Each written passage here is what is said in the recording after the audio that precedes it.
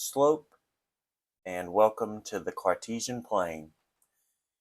Here we plot points with two coordinates, the x, which is your horizontal axis, and the y, which is your vertical axis.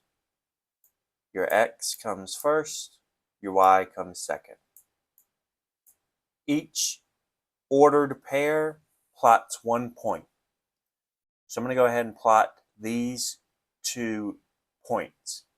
2 and 3, over 2, up 3, a point here. Okay, that's point 1. All right, now we have x is 6, y is 11. So we go over 6, and we go up 11, which will be right here. Okay.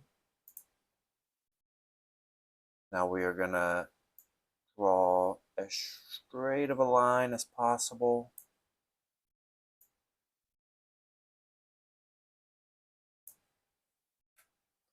That should be a straight line.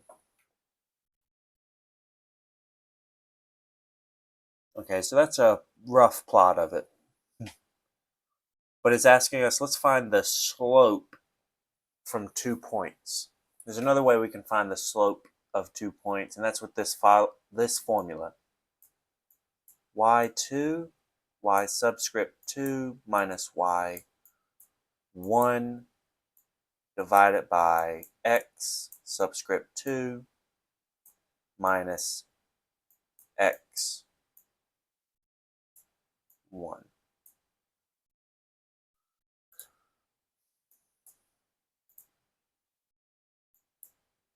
Okay, that's the general formula.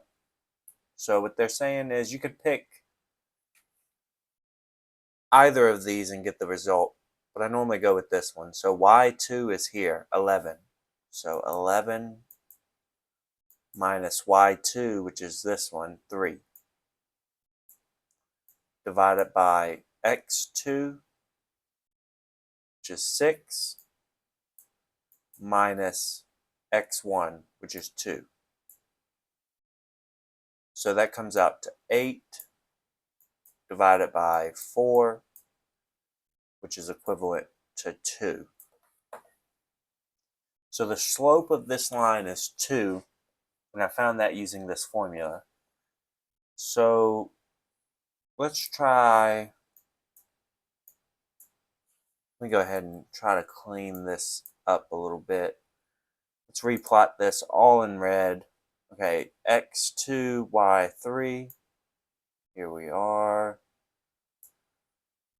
x6, y11, here we are. All right, and let's make this a nice straight line.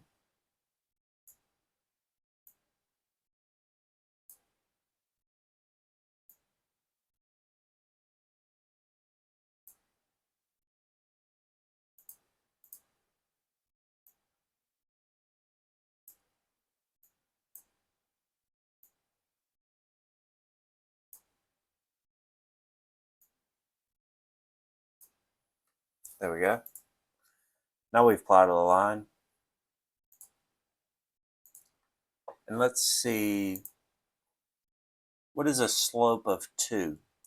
So a slope of 2, slope can be defined as rise over run. So what is rise over run? Let's look at this. Our run moves horizontally, our rise moves vertically. So you'll notice when I plotted those 2 points and put a line between them, we run 1 and we rise 2 between points on the graph that intersect. We run 1, rise 2, run 1, rise 2. And we do that indefinitely on a perfectly plotted line. or any line. So that's rise over run. And that's how we get it from 2 points. Let's move on to the next question. Here we have slope interpretation. Let's try to grab this. Just pull it up a little bit. And actually, let's not. I'm going to zoom out just a touch. Okay, so here we have slope interpretation. A line on a graph passes through points 0, 5, and 4, 9. What is the slope and what does it represent in terms of rate of change? Okay, so before we plot anything, let's just go ahead and recall our formula. y2 minus y1 over x2 minus x1. So when I'm first learning a new formula, what I try to do is just rewrite it. Every new problem I face, write it again. So that I get this formula in my head memorized. Okay, so a line on a graph passes through the points 0, 5, and 4, 9. Okay, so y2 is 9, and y1 is 5. And we see x2 is 4, minus x1 is 0. So we see that this is 4 over 4. And what is 4 over 4? That is equivalent to 1. That is the slope of this line. Now it asks, and what does it represent in terms of rate of change? That means, and we know this, that means for every 1 we move over, we move up 1. Now let's go ahead and graph this. 0 and 5. That means we do not move along the x-axis, and we move up 5. So 5. 4 and 9. 1, 2, 3, 4, and 9. So we go up, up, up, here to 9, and we plot it here. Let's try our luck again with drawing a straight line. Let's see what I can do.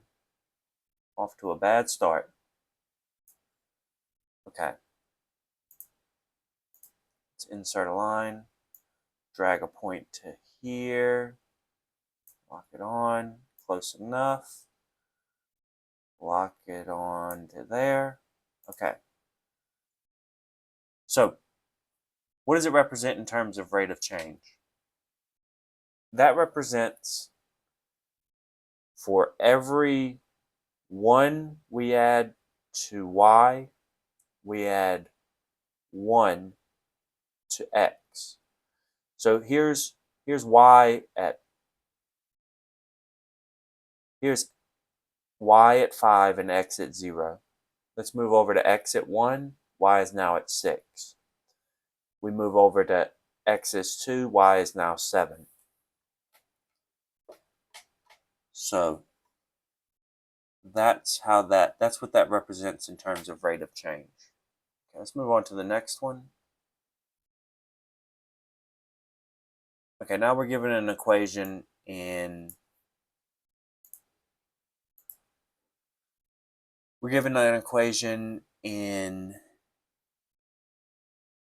the form of slope-intercept. Y equals, here's it written in general form. Y equals mx plus b. M is your slope,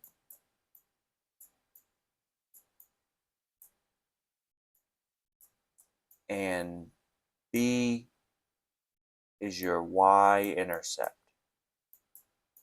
Y-intercept. So in this equation, -2 is our slope, 7 is our y-intercept. And now y, for any x value, We can solve for y when we input any x value.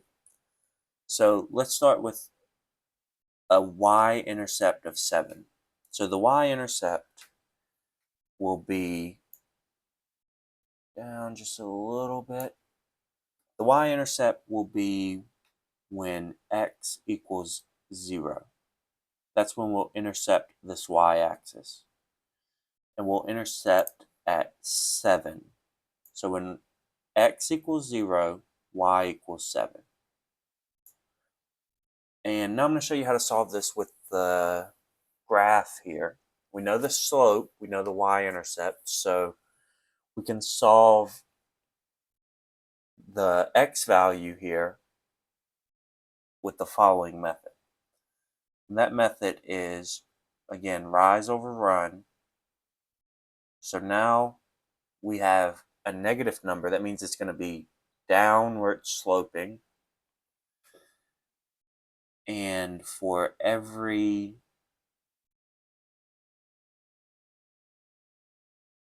one we run, we will negative rise 2. That means we'll drop 2. So our next point on the line is here. Okay, and we'll run 1, drop 2. Our next point on the line is here. Okay, so now we found 3 points. We don't need to find any more. When you find 1, it's enough. So let's go ahead and graph it real quick. Go ahead and put a line to it. There we are. And actually, let's see this extend 4 ways.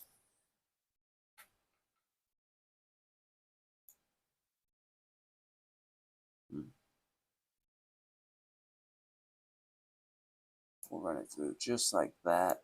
We can imagine this line extends on for ever. So what I'm doing is I'm lining it up just with the corners of those boxes. So here's our line there.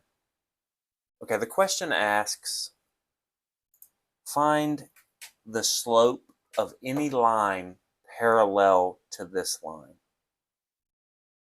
The slope of any line parallel to this line. So what do we need to have a line that's parallel to this line? We imagine this line extends on for infinity. So any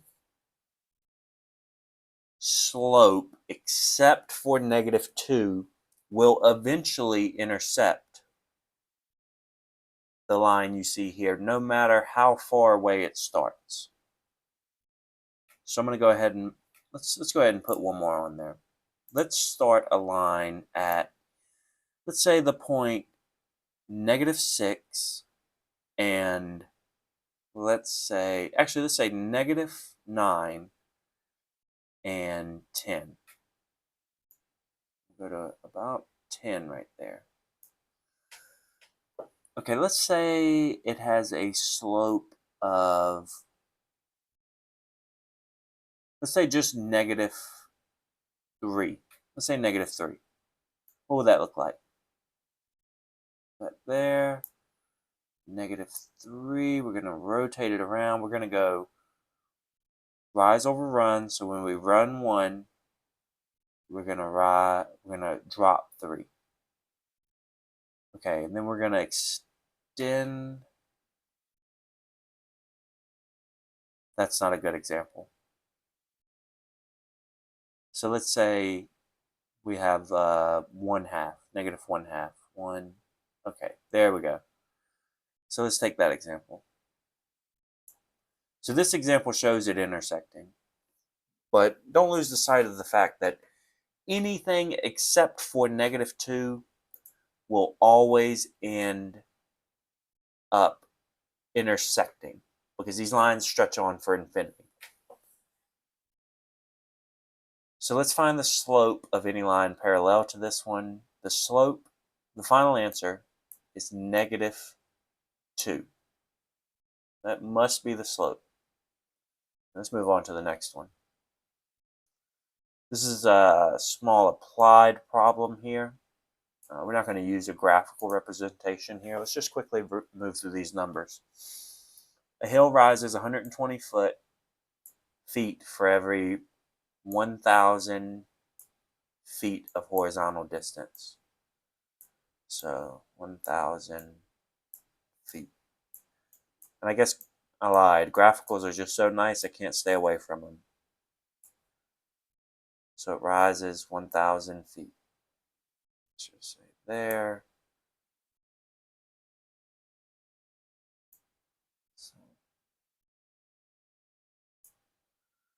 And this is 120 feet. And here you see I've drawn my rough representation of the state of Tennessee. But anyways, let's say that we run 1,000 feet for every 120 we rise. We know that the equation for slope is rise over run. So again,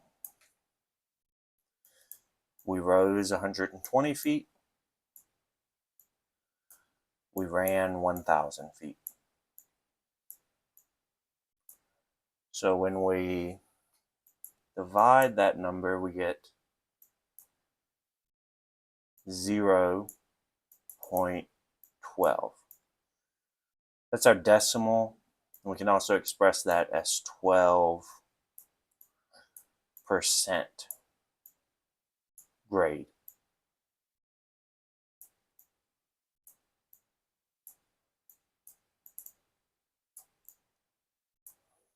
And of course, a very important note, goodbye state of Tennessee. When we're drawing this, it's important that you realize that this must be a straight line. It's got to be a straight line. And interestingly, you'll also note that this is a right triangle. So we can also write this. This is a fun little math aside, but this is also CAB, and we can solve it as a squared plus b squared equals c squared. That's the Pythagorean theorem. We could also write it as the square root, which I prefer to write it this way, of a squared plus b squared equals c. So we do full honesty here. I do have a calculator for this one. So 1,000 times 1,000 is 1 million.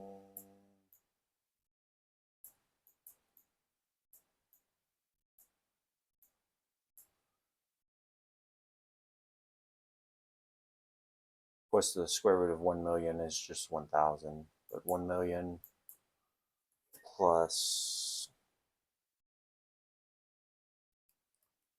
120 squared should be 14,400.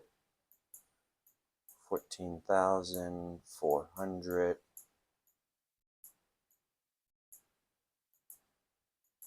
And the square root of all that, so the square root of 1,014,400 will equal c. So c equals, let's find the square root of that, 1,014,400. So that'll be,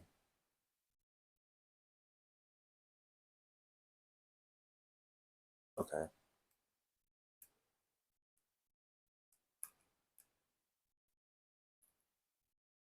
So C equals 1,000 and 7.17. 1007.17. Just a little fun little math thing of when we have a straight line, a perfectly straight line. We run 1,000 feet over and 120 feet up. This distance traveled is 1,007. And you see some interesting properties there. A 12% grade over 1,000 feet equals 1,007. Just a little fun fact with it, though this isn't the purpose of this video by any means. Thanks for joining me, and thanks for going off on a tangent. While I'm talking about tangents, let me show you this. I'm just kidding. Thank you.